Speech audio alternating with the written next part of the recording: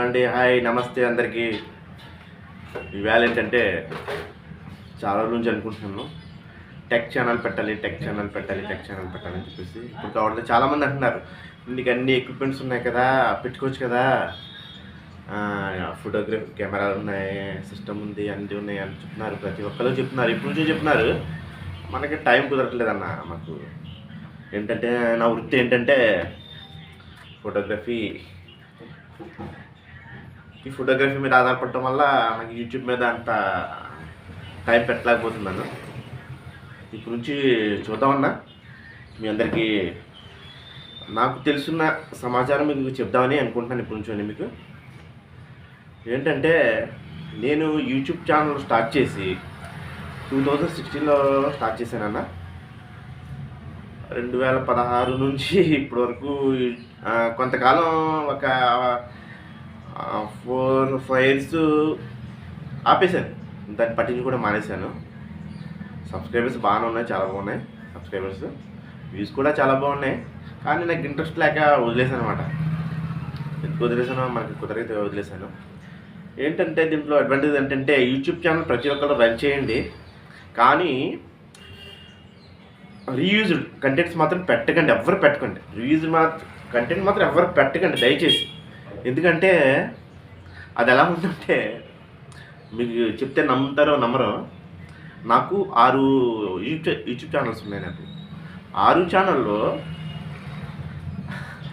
Last year 2 YouTube channel పెట్టాను. Last ఇయరే కొత్తగా పెట్టాను. ఆ 2 యూట్యూబ్ ఛానల్లో మానిటైజ్ అయిపోయినాయి. పాత అసలైంది నేను ఇప్పుడు నుంచో కష్టపడి చేసింది మాత్రం అది మానిటైజ్ అవ్వలే. ఎందుకంటే నేను దాని మీద ఇంట్రెస్ట్ తగ్గించడమే.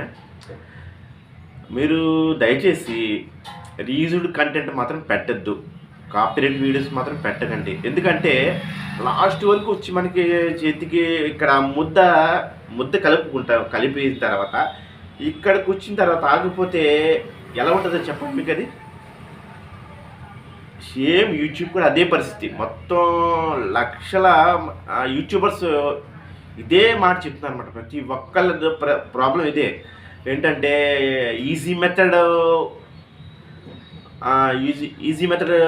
చూస్ చేసుకుని కాపీరైట్ వీడియోస్ అవన్నీ అప్లోడ్ చేస్తున్నారు అనమాట. ఏంటంటే తెలియక ఎవరికి దీనికోసం యూట్యూబ్ కోసం ఎవరికి పూర్తిగా తెలియదన్న.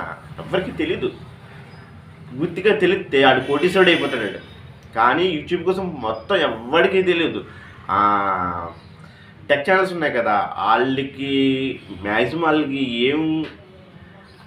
ఏం చూశారు, వాళ్ళు ఏంటంటే వాళ్ళ అనుభవం, వాళ్ళు యూట్యూబ్లో రన్ చేస్తున్నారు కాబట్టి వాళ్ళ అనుభవం చెప్తున్నారు అన్నమాట. వాళ్ళ ప్రతి ఒక్కళ్ళలోని మొత్తం కంటెంట్ మొత్తం చెప్పరాళ్ళు.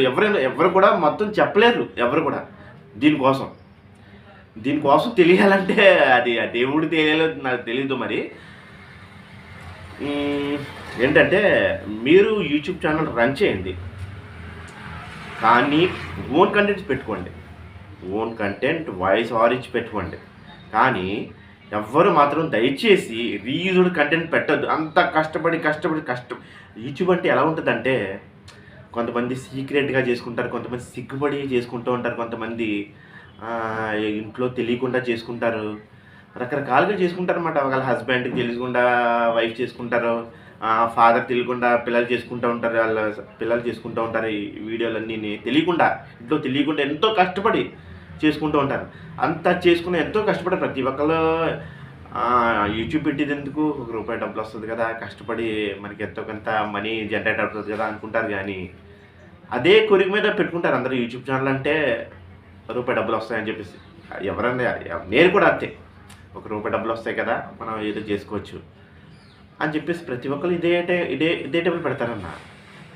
కానీ ఈ మధ్యలో నేను యూట్యూబ్లో చూసేది ఏంటంటే మానిటైజేషన్ ఆగిపోయింది చాలా వీడియోస్ చూశానన్నా నేను. ప్రతి ఒక్కరు ఇదే మానిటైజ్ ఆగిపోయింది.